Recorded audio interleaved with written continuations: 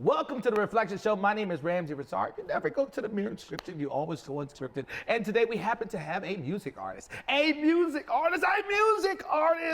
Listen, from Canada with a huge fan base to Atlanta making the scene. He is vibrant. They say when he opens his mouth to sing, the whole stadium shut down. He's opened up for Monica. He's opened up for Karen Clark. I'm telling you, he is incredible, and I am blessed to have him today on this amazing talk show platform. Ladies and gentlemen, let's welcome Vince Ashton! What's going on? How you doing, What's man? up, Vince? It's always good to see you, man. It's always good. I've been good, man. I've been good. How about yourself? I've been great. No complaints at all. Yo, it's a blessing to have you here. Thank you for having me. It's an honor to be here. No problem, no problem. You've been doing a lot. Yes. You've been doing a lot. Can't seem to sit down. Come ever. on. Yeah, don't know how to sit down. But with a Don't know how. At all. With a gift like that, Vince, how are you managing your life right now? Woo, how am I managing my life right now? That is so good. Well, you know, I guess a lot of people in my family call me the Renaissance man. Come on. And because I have many irons in the fire, if you will. But one thing that I always have to credit my mom into instilling in me high school, middle school is like just time management and prioritizing things. And I think me being successful in doing that as a teenager has translated into me being an adult. So just knowing when to say yes, when to say no, when to take a break, when to go to sleep, when to go, full acceleration forward, and just really listening to my body and paying attention to everything, letting seasons come and seasons change, if you will, and just going with the flow, going with the process of it all. Yeah, just putting it all in the scope of just trying to manage my time as appropriately as I can. Come on. You know, one thing I could respect about what you're saying is learning how to manage your seasons. Yes. Right?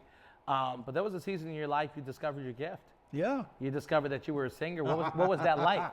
I remember, well, according to my mom and my grandma, they always tell this story. Apparently, when I was 3 years old in pre-K, it was like some Christmas production at the school I was in. And the choir director or the choral teacher was like, your child is going to be something. Because my voice just seemed to project over everybody else's child that was also in the choir as well. And, they always had me up in the front. And so I don't remember that, but I just think that they remember that. It was like, my baby loud, okay, he really can sing, or what have you. But I think, just growing up in the church and, just singing in the church in the children's choir, and also just moving into going back to my adolescent years and, being in the band and all these things, like music has always been a part of me. So yeah, it's just always been there. It's really always been there. Now for you, like embracing music and learning music, how has that helped you to identify who you are?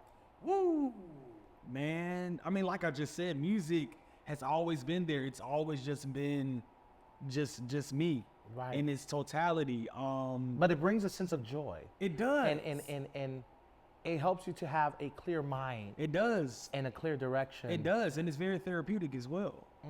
Very, very therapeutic as well. Also, in addition to being an R&B artist, I am a worship leader too. So whether it's, you're singing and you're leading the congregation, or you're writing and pouring your soul out into love songs or songs about relationships, it's always a release, and it's always a way to be fulfilled as well. You can pour out and get poured into by music. So I guess it's probably utilizing that tool. Yeah, that's good. That's a word. You could just sit there. So glad I made it. I made it through. That's a word. Huh? Yeah. But that's true though. Very true. When you can recognize the power of your gift. Come on. And you can recognize the ability of your gift. Yeah. It allows you to function with this joy that's unstoppable. Yeah. So in your career, you built a huge fan base in Canada. Explain to me that journey, because it is smart as an artist, right? To always build a fan base wide and in, right? And you've mastered that. How did you even build that platform, that area? Well, like I said, I'm a man of many talents. And so in addition to being an artist, I have a cheesecake company. So I'm a baker, if you will. So there is this show on the Food Network Canada called The Great Chocolate Showdown, and I was casted to be a part of. Come on. And in that pretty much introduced me into just the Canadian space, because it was Food Network Canada. So we flew up there for Toronto for about a month or so, filmed, competed, a lot of hard work, so on and so forth. But then, like literally the next year, I was booked to perform at TED Talks Vancouver. I'm like, okay, something is going on with Canada and me right now. And then last year, thank God for networking, one of the speakers, her name is Efe, that spoke at TED Talks, we had connected, and she puts on this beautiful multicultural festival also in Vancouver, British Columbia. And she flew me back in to be the headlining talent for that festival last year. So it's just a matter of just networking and just realizing, I guess, your niche. You get what I'm saying? Okay, this could be, or it is an untapped base for an R&B artist from Atlanta, Georgia, born and raised or what have you. I guess I'm pretty foreign to them. I'm coming in full ATL, full country, Georgia boy all day. And I think that was something that was very fresh and captivating and compelling for my Canadian friends and family and fans to just, be compelled to follow and support, and even to this day. So I really love Canada. Shout out to Canada. Shout out Canada. Come back to Canada, okay? Toronto. Vancouver, call your boy. I'm ready to come back. You guys know that. You guys know Vince Ashton. I love Canada. You love him. Yeah. So even with that, like translating that into an Atlanta base, yes, and building your audience here, what's one thing about your style and your music and your way of being developed as an artist? What makes you unique into this market? Woo! Now the key word that you said was develop, because right now artist development is a little low. Low. Emphasis on low. All right. However, even though I'm not signed or have never been signed to a major label, I owe so much credit to my upbringing, to all of the I guess I can say, like, the music directors that I was a part of at church, the professional choirs and choral groups that my mother placed me in, even my band directors in high school. They really instilled a lot of hard work ethic in me as a musician. And learning just how to show up, how to be on time. Branding, quality, investing in yourself. Practicing how you're going to perform. So I was like running around the church parking lot singing full out up-tempo songs for 20 minutes straight when I was 14, 15, 16 years old. So when that translates into me in my 20s and my 30s, I can easily do a 30, 45-minute set in front of 10,000, 5,000, 20,000 people with nothing, because it's always been, or it was, instilled, it was already developed inside of me right now. So I'm very, very, very thankful for all of those crucial blood, sweat, and tears that invested in you, sacrifice and moments to develop me into that. And I believe that is something, unfortunately, today in today's talent pool, not knocking anybody, but I think that having that now is an edge up. Yeah. If that makes any sense. And that's important, because if you don't acknowledge those who have invested in you along the way, then you won't really know how to honor people that's ahead of you as well. That's very good. Right? Because though the ladder allows you to climb up, it also can allow you to climb down. That's very good. And you got to understand what it means to be grateful. Yes. You know what I mean? Yes. So now, even in your career, Melody. you understand what you bring to the table. Could you just sing a little note or something for people that are watching? I knew the question was coming. Could you? It was coming today. I want to hear something. What was I singing earlier today? Sing one of your songs. I want to hear. Sing one of your songs. Of my songs. Just the chorus. So this is a song called Kickback. From the radio to the kickback, I want to get back. You ain't going nowhere. And don't blame me for my mishaps. Calm down and relax, yeah. You ain't going nowhere, because I love you, because I trust you, and I never say myself with another girl, no. So just stay right here and kick back. You know when you get back, you ain't going nowhere. Woo! That kick back.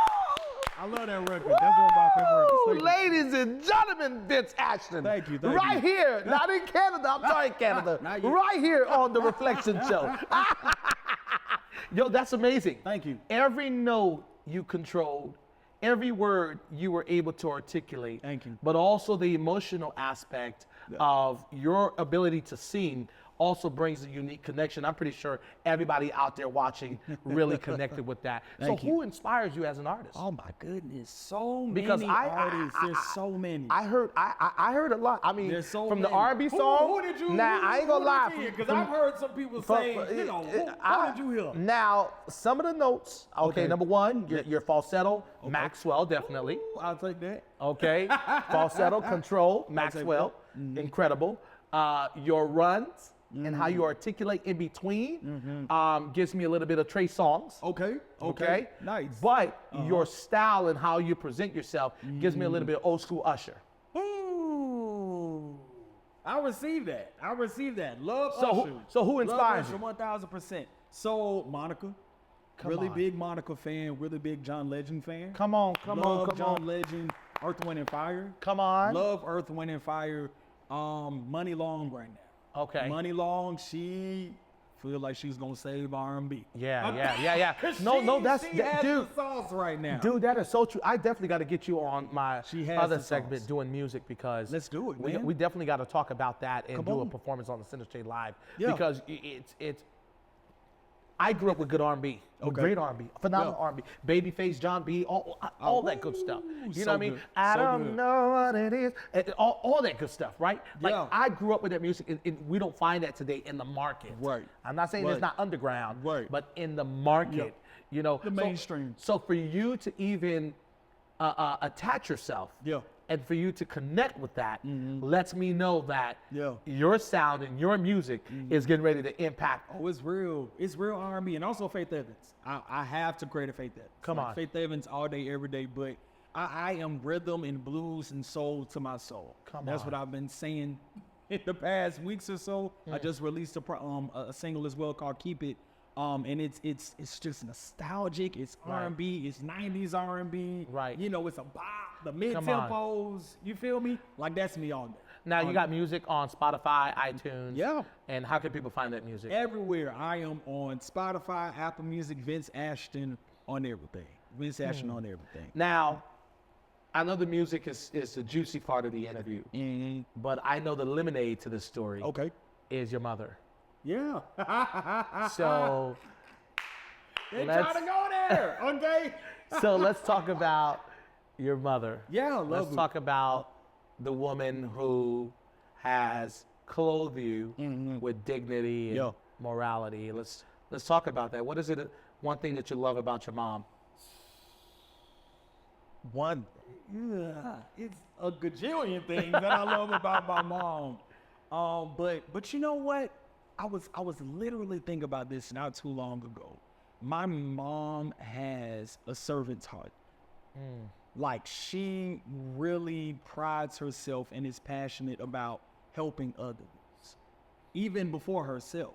Right. And me being a young child and living in a single parent home, me now in my 30s, I can reflect on a lot of those moments, a lot of those situations and say, she really sacrificed a lot. And me being a child, you never even know. You know, Right. you're just walking around, living your life going day to day and not realizing some of the hardships that your family was facing at that current time. Right. But my mom she just loved to just make sure that I was okay and just make sure that I was always in places where I could win, where I could soar, where I could be great, where I was being poured into. Yeah. And I am a credit to just her sacrifice. So what do you wish your father would have done in your life that would probably develop you as Vince Ashton on a whole Right. different level? What do you? I mean, I think just off of the simplest terms, if you will, is just his presence. You know, just being there. Right. In full transparency, only God knows how, you know, my trajectory in life would have, you know, been formed or fashioned into just having a consistent, quote unquote, male presence. But one thing that I do credit, even though I did not have a physical father in my life, I have had great father figures Right. every step of the way. So I never really felt like I was lacking something. You know, I never really felt like there was, you know, a sense of abandonment or, just this empty void because there was always a father figure just in close proximity that I could glean towards, that was mentoring me, you know, that invested in me, that saw my talent, you know, all those things. So but to answer your question, probably his presence. Just a presence. You know, and it's a good thing that you share that, because I believe once you release what's in your heart, right, and what you have peace in, you can start to embrace the broken pieces. And start putting the pieces of the puzzles together to really paint the future of what you see, right? Because let's be honest, your career is already elevated, right? And God is getting ready to open even more doors for your life. And there are going to be a lot of people asking about your father and his existence because of the queen that has been there to dress you as a prince. You know, and those are things that people want to hear about and to understand what makes Vince Ashton. What is your hardcore story? What is your goals and aspiration that you wished that could have been instilled in you as a young child through your father figure? You know, because that's what makes you the artist. So even through that process, and even as you marry your love for your mom and the pain for your father, and even as you put that together and it becomes your own sense of grace, how does that help you to write as an artist? How does that help me to write as an artist? You know what? In full transparency, I really haven't, and not in a bad way, like I'm trying to, you know, suppress it or avoid it, but I haven't really like picked from that aspect of my life. I love it. Into my music as of yet. I do pride myself in being transparent in my music, and just being, you know, the utmost of creative and just, you know, finding really cool concepts that you really don't hear a lot of people talking about, to communicate whatever you want the song to communicate or what have you.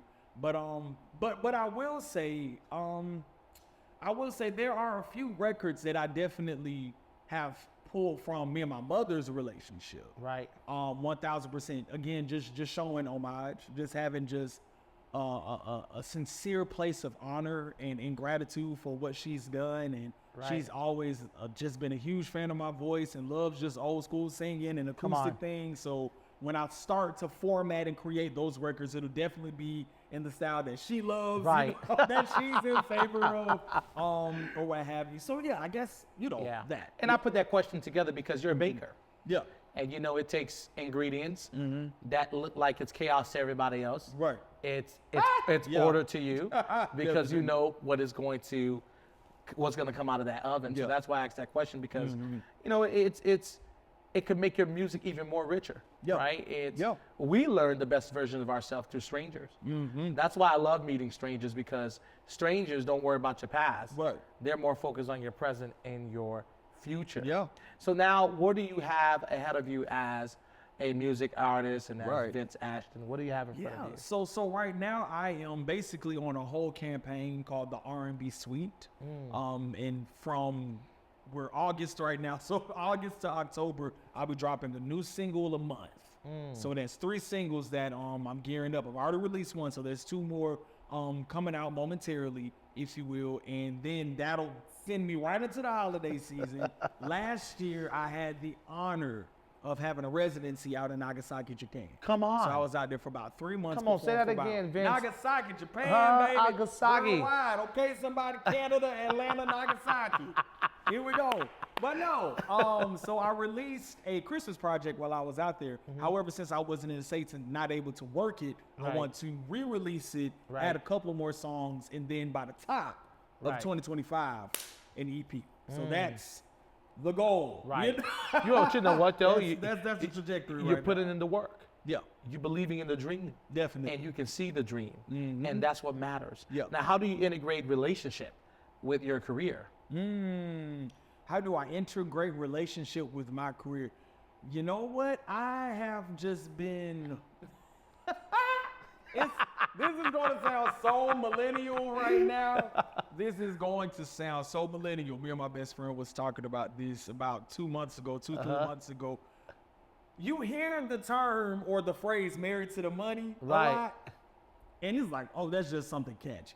But then when you look up and say, I'm really investing in my career that I'm not as open as of right now to, you know, quote unquote relationships and in that romantic space. Right, because you understand the time it takes. Right.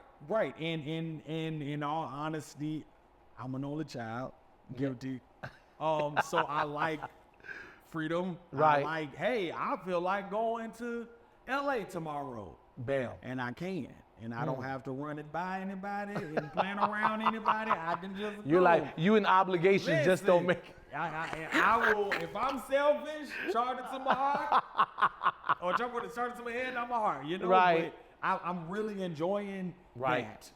Which, hey, but look, at the end Just being real. you got to be real. Yeah. Like, because you don't want to sell yourself short. Right. Because someone don't understand the weight that you're carrying for the destiny you're responsible for. Yeah. Right? And also in hopes of finding someone that can support that can understand how demanding you know, just this space is. Right. And also someone that is, you know, equally yoked, if you will, spiritually in all these spaces where I can also reciprocate whatever I'm desiring to that person too. You know? So that's important because at the end, when you're pursuing something bigger than you, it needs you. Yeah. It doesn't need anybody Very much else. so. It needs you because you are responsible for every goal that is required to achieve in the process. Right. So I respect that, you Thank know, you. because there is a season to have fun. There is a season to work. Right. And there's a season to find love, right? To find someone that you can share your assets with, right? And I think that's pretty much the route that you're in. And how old are you?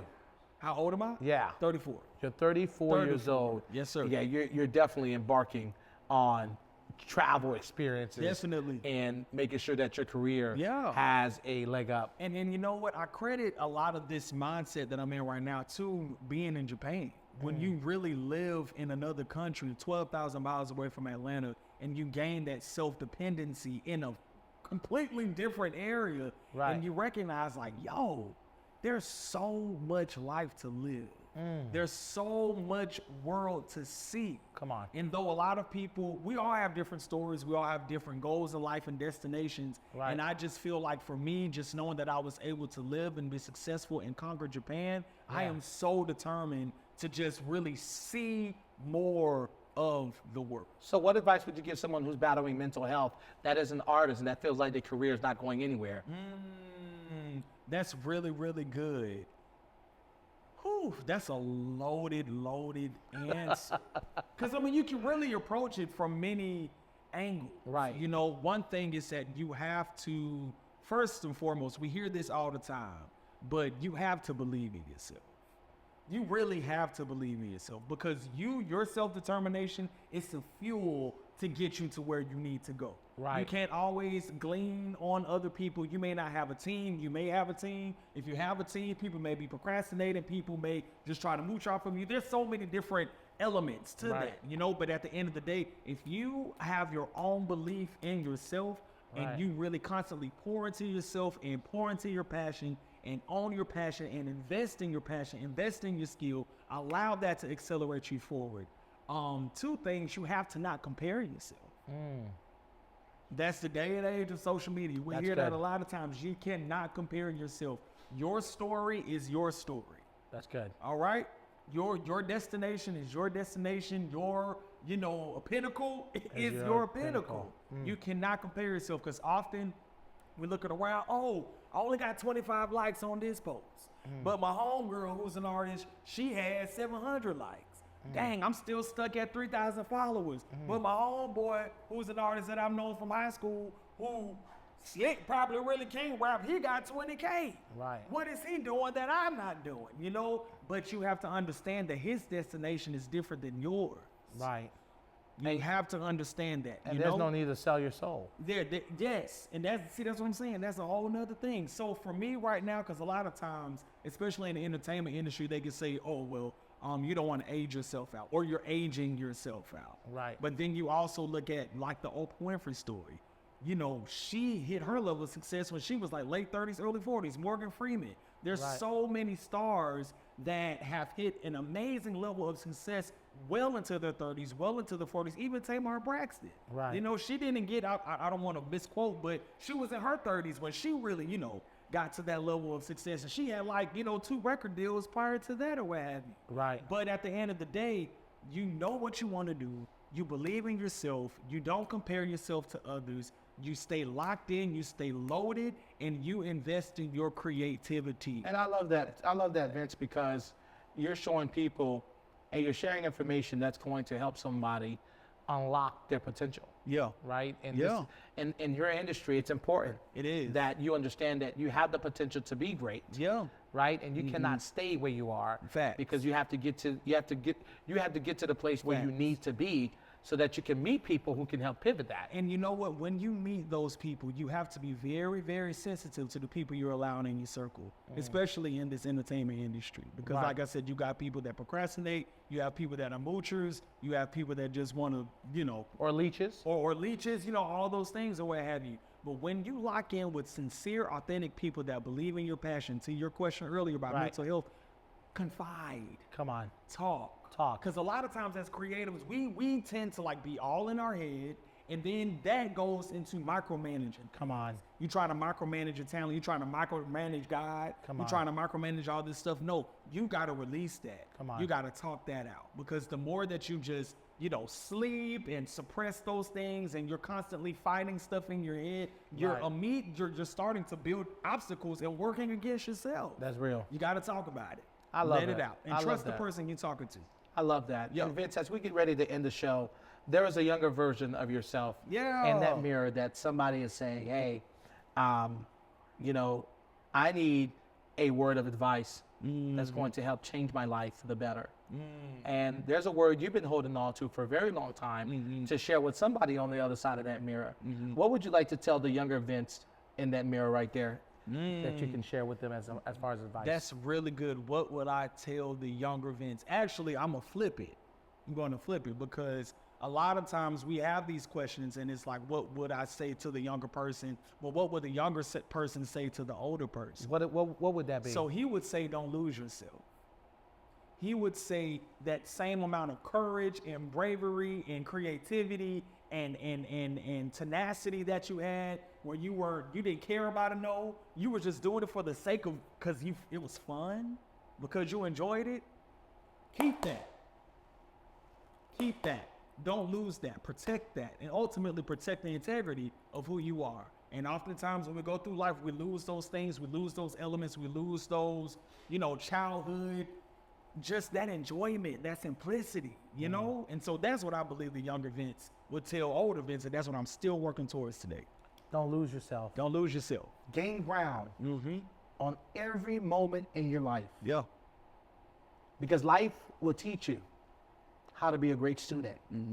And as we heard it from Vince Ashton, celebrity artist on The Reflection Show, give yourself a chance to have the potential to win. This is Ramsey Rizard on The Reflection Show. Stay tuned, because only greatness is coming to you. And remember, your experience matters. Thank you so much for watching. So it burns like a fire. So come, let's